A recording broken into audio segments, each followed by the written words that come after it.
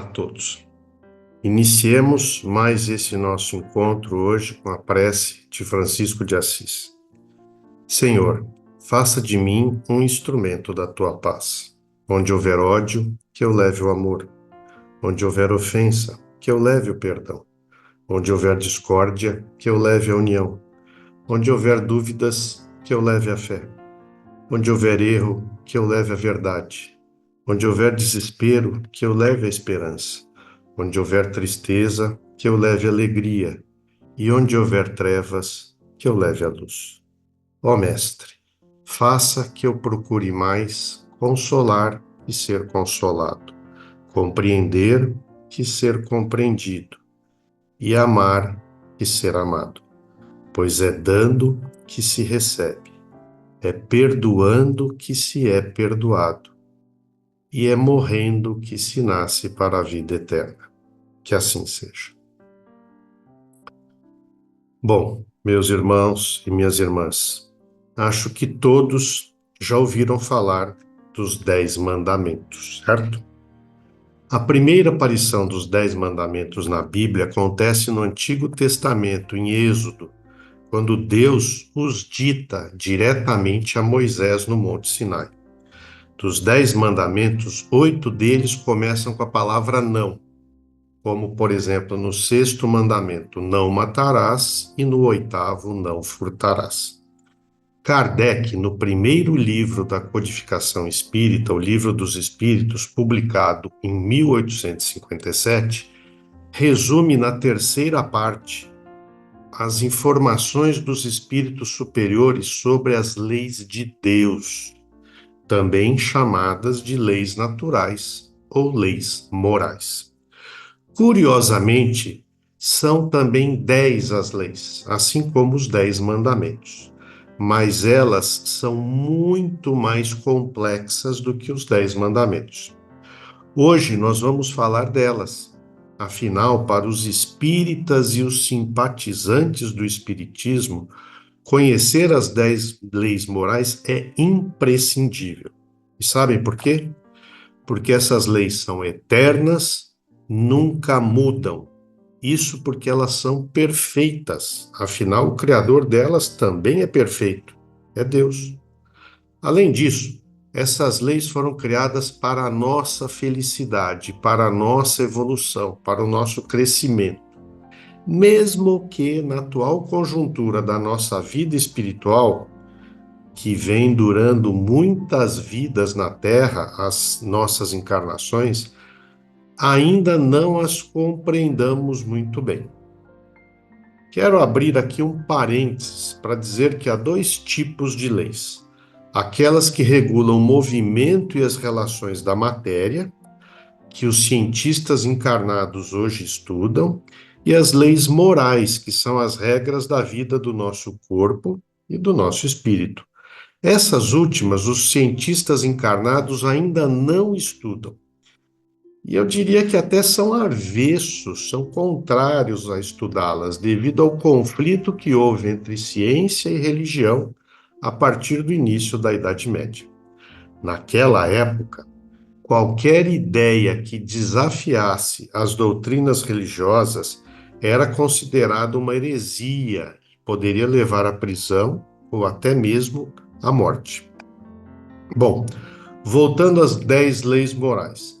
Todos vocês sabem quais são elas? Vou enumerá-las. 1. Lei da adoração. 2. Lei do trabalho. 3. Lei da reprodução. 4. Lei da conservação. 5. Lei da destruição. 6. Lei da sociedade. 7. Lei do progresso. 8. Lei da igualdade. 9. Lei da liberdade. E, finalmente, 10. Lei da justiça, de amor e caridade. Antes de falar de cada uma delas, quero dizer que conhecê-las um pouco mais a fundo poderá chacoalhar alguns paradigmas que vocês possam ter, porque isso aconteceu comigo. Opa, Ricardo, paradigma? O que é isso? Gente, paradigma é como se fosse um modelo, um padrão, uma norma ou regra que adotamos para interpretar a realidade ao nosso redor. Eu, por exemplo, sempre tive como paradigma para mim que sexo era algo que beirava o pecado e que destruição sempre era uma coisa negativa, ruim, indesejada. Mas existe uma lei da reprodução, existe uma lei de Deus da destruição. Isso fez, como eu disse antes, chacoalhar meus padrões, meus paradigmas. Mas eu não vou dar mais spoilers, como os jovens costumam dizer das leis. Vamos então falar brevemente de cada uma delas. Eu quero realçar o brevemente. Afinal, caberia falarmos longamente sobre cada uma das 10 leis, ou seja, gastar um dia por lei. Mas eu vou ser bem sintético, resumido hoje. Fiquem tranquilos. Começando, primeira lei, lei da adoração. Essa lei se refere aos momentos em que a nossa consciência se volta para Deus. Na doutrina espírita, não temos nenhuma prática, nem adoração de símbolos ou imagens, pois a verdadeira adoração é a do coração. Mesmo não compreendendo completamente os problemas, os sofrimentos e as dores da nossa vida, confiamos e agradecemos a Deus por tudo que passamos. E para adorar a Deus não temos necessidade de um lugar específico ou de uma hora marcada. Podemos fazê-lo a todo momento, inclusive agora. O pensamento será sempre o mais importante. Além disso, há também a prece que nos abre um canal com Deus, proporcionando um estado de paz íntima que nos acalma. Mas nunca devemos esquecer que também adoramos a Deus através de nossas ações diárias, como a gratidão à vida, o agir corretamente e o esforço para levarmos ao próximo o nosso melhor. Segunda lei, lei do trabalho. Por ser uma lei da natureza, o trabalho é uma necessidade. Sem ele, os homens permaneceriam sempre na infância de sua inteligência e não seriam capazes de prover o próprio alimento, a sua segurança e seu bem-estar.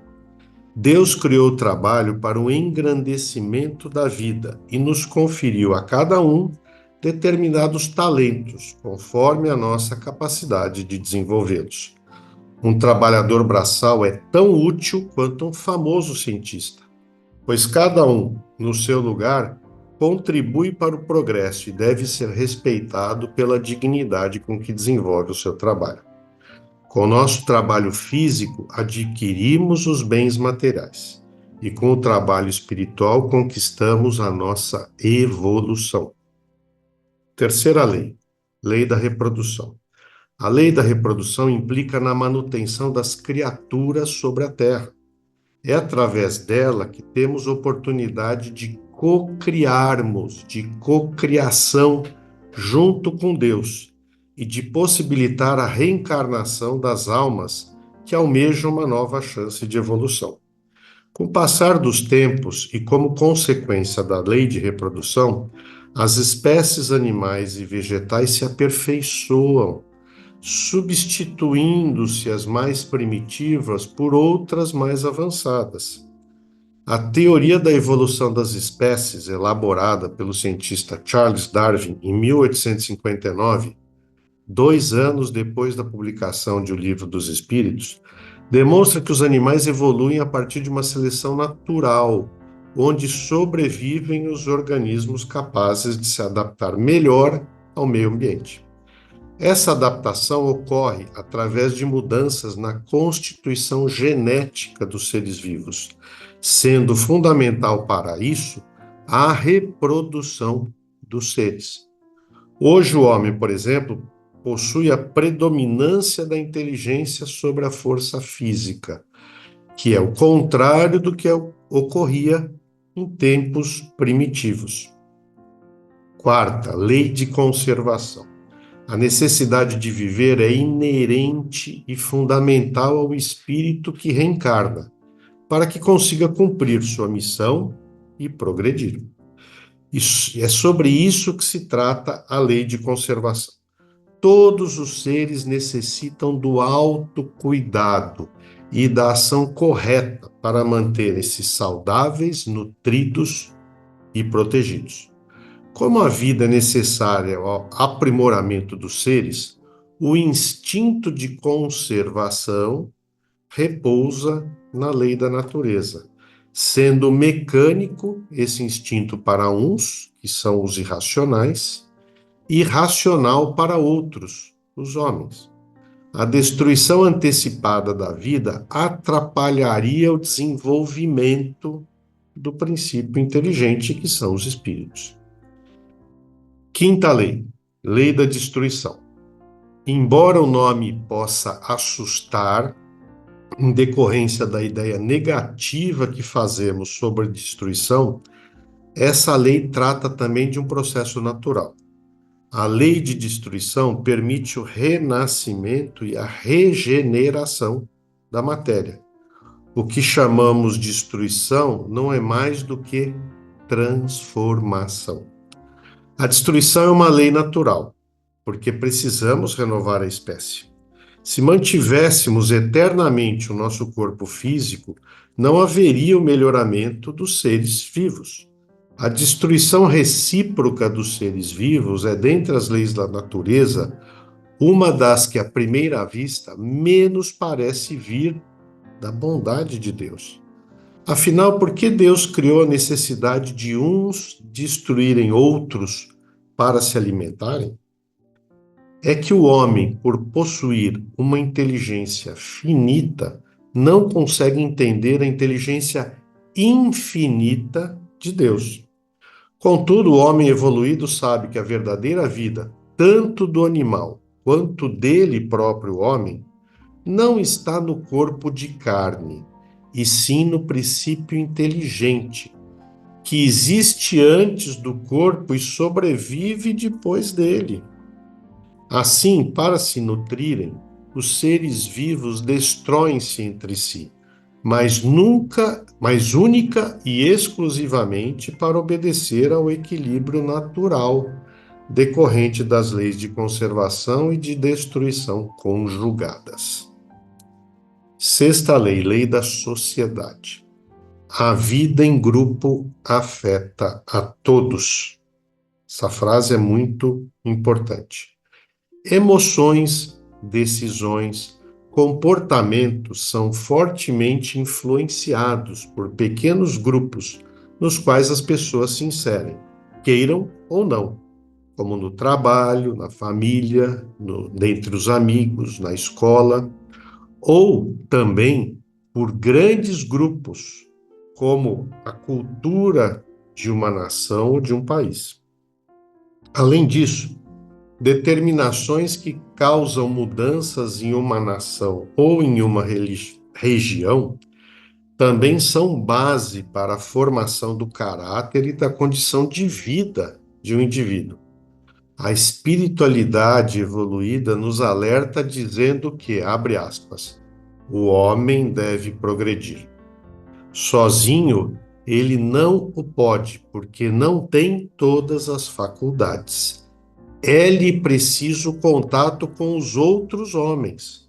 No isolamento, ele se embrutece e se debilita. Fecha aspas.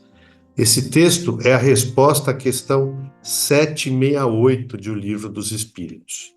Allan Kardec, ao comentar essa resposta, diz que nenhum homem tem as faculdades completas. Pela união social, eles se completam uns pelos outros para assegurar seu bem-estar e progredir. Por isso, tendo necessidade uns dos outros, são feitos para viver em sociedade e não isolados. Sétima lei, lei do progresso. A lei do progresso ensina que, por meio da reencarnação, o espírito consegue se aperfeiçoar moral e intelectualmente, abandonando sua condição primária de ignorância e simplicidade. Precisamos buscar conhecimento e reavaliar conceitos antigos que ainda, talvez, a gente traga conosco. Querem um exemplo? Falando na nossa criação, fomos ensinados a acreditar, óbvio, dependendo das religiões, mas eu estou falando aqui para nós brasileiros, que o homem e a mulher foram criados justos e felizes, e assim poderiam ter se mantido no paraíso por toda a eternidade. Tentados, porém, por Satanás, desobedecemos ao Criador, vindo a sofrermos, em consequência desse grave pecado, a privação da graça, a perda do paraíso, a ignorância, a inclinação para o mal, a morte e todas as formas de miséria do corpo e da alma. Em outras palavras, isso quer dizer que o ser humano teria surgido na Terra perfeito ou quase, mas depois se degradou. A doutrina espírita, ao contrário, afirma que o progresso é lei natural, cuja ação se faz sentir em todo o universo. Fomos criados não perfeitos, mas simples e ignorantes, precisando evoluir, progredir, para nos tornarmos espíritos puros e felizes um dia. Oitava lei, está acabando. É a lei da igualdade. A lei de igualdade implica que Deus não criou nenhum ser superior ao outro. Portanto, todos são submetidos às mesmas leis da natureza, com a mesma fragilidade e suscetibilidade às mesmas dores e ao mesmo processo de envelhecimento do corpo físico. Conforme se lê na questão 803 de O Livro dos Espíritos, todos os homens são iguais perante Deus. Todos tendem para o mesmo fim, e Deus fez as suas leis para todos. Essa resposta dos espíritos a Kardec comprova que a igualdade natural é a essência que caracteriza toda a humanidade. Afinal, todos temos um mesmo princípio e uma mesma destinação. Deus criou todos os espíritos iguais, mas cada um deles viveu mais ou menos tempo e, por consequência, realizou mais ou menos aquisições. A diferença está no grau de experiência adquirido e na vontade com que agem, que é o livre-arbítrio. É por isso que uns se aperfeiçoam mais rapidamente do que outros. Ok?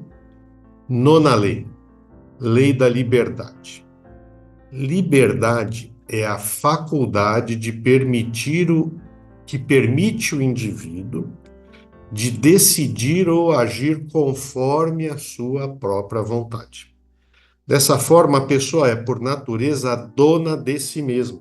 Isso é, tem o direito de fazer tudo o que achar conveniente ou necessário à conservação e ao desenvolvimento da sua vida. Essa liberdade, porém, não é absoluta e nem poderia ser, pela simples razão de que, convivendo em sociedade, a pessoa tem o dever de respeitar esse mesmo direito em cada um dos seus semelhantes. Todos têm direito à liberdade. A lei de liberdade é bem compreendida quando aprendemos a fazer relação entre a liberdade de pensar e a liberdade de consciência. Como sabemos, a liberdade de pensar é plena no ser humano. Pensamos o que quisermos. A consciência, nesse contexto, representa, como nos esclarecem os espíritos superiores, um pensamento íntimo que pertence ao homem, como todos os outros pensamentos.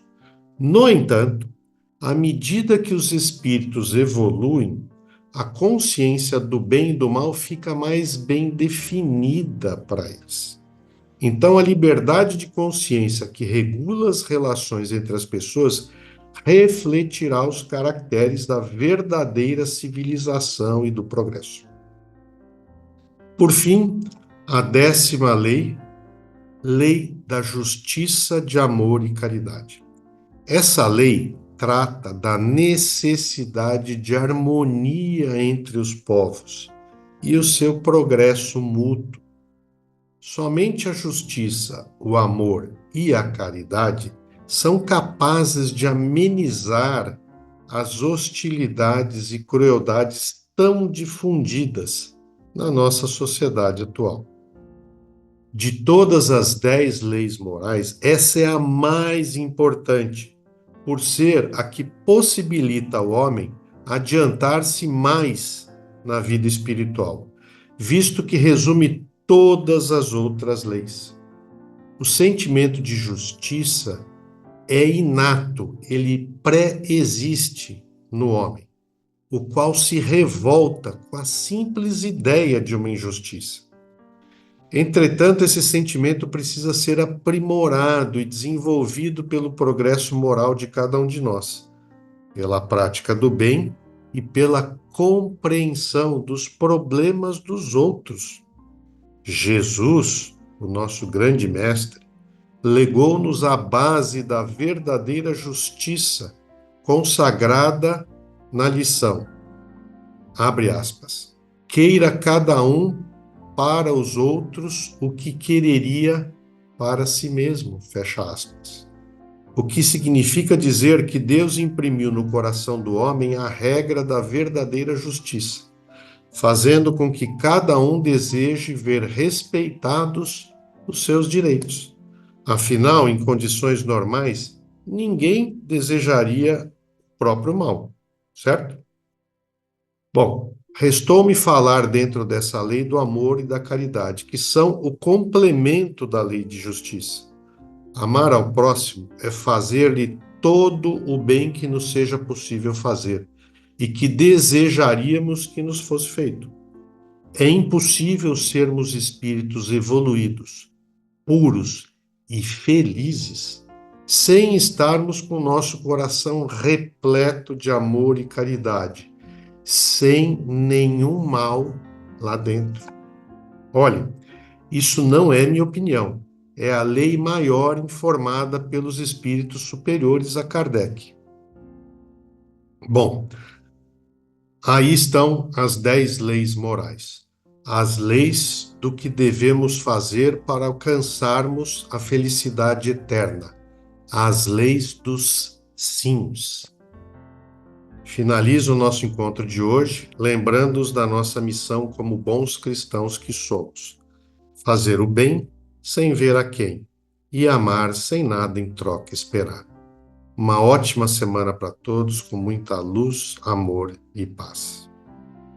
Agradecemos a todos que participaram desse evangelho, encarnados e desencarnados, aos nossos benfeitores espirituais que nos assistiram e nos guiaram para um bom entendimento. Que eles nos ajudem a pôr em prática os ensinamentos aqui aprendidos e assim nos sentirmos a cada dia mais fortalecidos na nossa transformação diária. Que possamos receber tudo aquilo que aqui viemos buscar, de acordo com o nosso merecimento, com a força de vontade e com a fé de cada um de nós. Elevemos os nossos pensamentos a Deus, a Jesus e a toda espiritualidade, e com muita paz vamos iniciar o momento do passe. E vamos, neste instante, elevar o nosso pensamento até o Divino Mestre Jesus, rogando a Ele que possamos ser envolvidos numa luz de amor e paz, que essa luz possa trazer o equilíbrio no nosso corpo físico, em todos os nossos chakras e centros de força. Que essa luz entre pelos nossos lares, limpando, queimando, transmutando e retirando toda e qualquer negatividade que possa haver. Que a luz de Deus e de Jesus tome conta de todo o planeta Terra.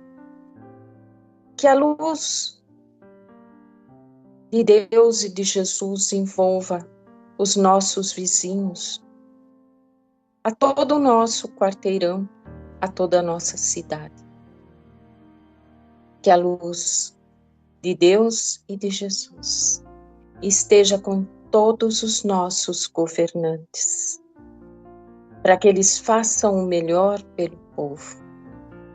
Que a luz de Deus e de Jesus possa, neste instante, ir a todos os orfanatos, clínicas de dependentes químicos, clínicas de repouso.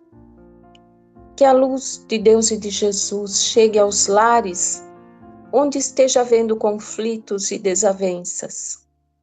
Que a luz de Deus e de Jesus se faça presente em todos os lares daqueles que neste instante se encontram em desespero.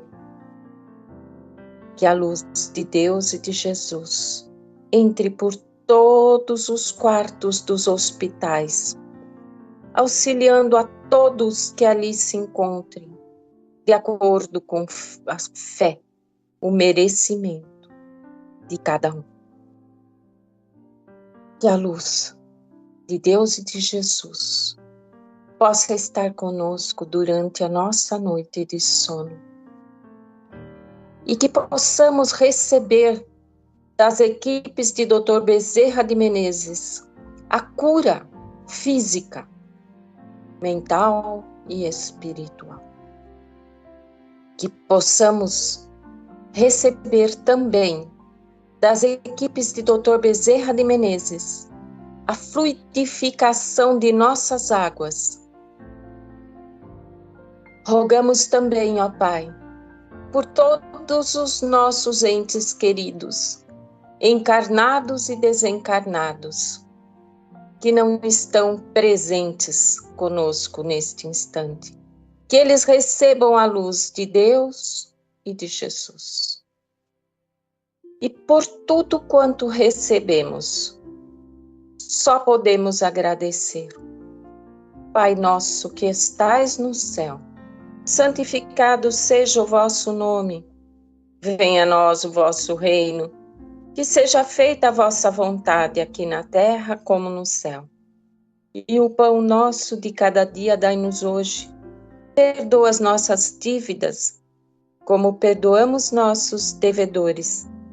E não nos deixe cair em tentações, mas livra-nos de todo o mal. Ave Maria, cheia de graça, o Senhor é convosco. Bendita sois vós entre as mulheres. Bendito é o fruto do vosso ventre, Jesus. Santa Maria, Mãe, roga por nós hoje, amanhã e sempre. Que assim seja. Graças a Deus. Prece a Bezerra de Menezes. Nós te rogamos, Pai de infinita bondade e justiça, as bênçãos de Jesus Cristo, através do Espírito Bezerra de Menezes e sua legião de companheiros. Que eles nos assistam, Senhor, consolando os aflitos, curando os que se tornem merecedores, confortando aqueles que têm provas e expiações por passar, esclarecendo aos que desejam obter conhecimento espiritual e assistindo a todos os que apelem para o teu infinito amor. Jesus, divino portador da graça e da verdade, estende tuas mãos dadivosas em socorro daqueles que te reconhecem como dispenseiro fiel e prudente. Seja o nosso divino modelo, através de tuas legiões consoladoras, de teus santos espíritos, a fim de que a fé se eleve, a esperança aumente, a bondade se expanda e o amor triunfe sobre todas as coisas. Bezerra de Menezes, apóstolo do bem e da paz, amigo dos humildes e dos enfermos, Movimenta as tuas falanges amigas em benefício daqueles que sofrem males físicos ou espirituais. Bons espíritos, dignos obreiros do Senhor, derramai as virtudes e as curas sobre a humanidade sofredora, a fim de que as criaturas se tornem amigas da paz e do discernimento, da harmonia e do perdão, semeando pelo mundo os divinos exemplos de Jesus Cristo. Que assim seja. Deus, nosso Pai, que tendes todo poder e bondade, dai forças àquele que passa pela provação, luz àquele que procura a verdade, pondo no coração do homem a compaixão e a caridade. Deus, dai ao viajor a estrela guia, ao aflito a consolação, ao doente o repouso. Pai, dai ao culpado o arrependimento, ao espírito a verdade, à criança o guia, ao órfão um pai. Que a vossa bondade se estenda sobre tudo que criastes. Piedade, Senhor, para aqueles que não vos conhecem. Esperança para aqueles que sofrem. Permita aos espíritos consoladores derramarem por toda parte a paz, a esperança e a fé. Um raio, uma centelha do vosso amor pode abrasar a terra. Deixai-nos beber na fonte desta bondade fecunda e infinita, e todas as lágrimas secarão, todas as dores se acalmarão, e um só coração, um só pensamento subirá até vós, como um grito de reconhecimento e de amor. Como Moisés sobre a montanha, nós vos esperamos com os braços abertos. Ó poder, ó bondade, ó beleza, ó perfeição. E queremos de alguma sorte alcançar a vossa misericórdia. Deus, dai-nos força para ajudar o progresso, a fim de subirmos até vós.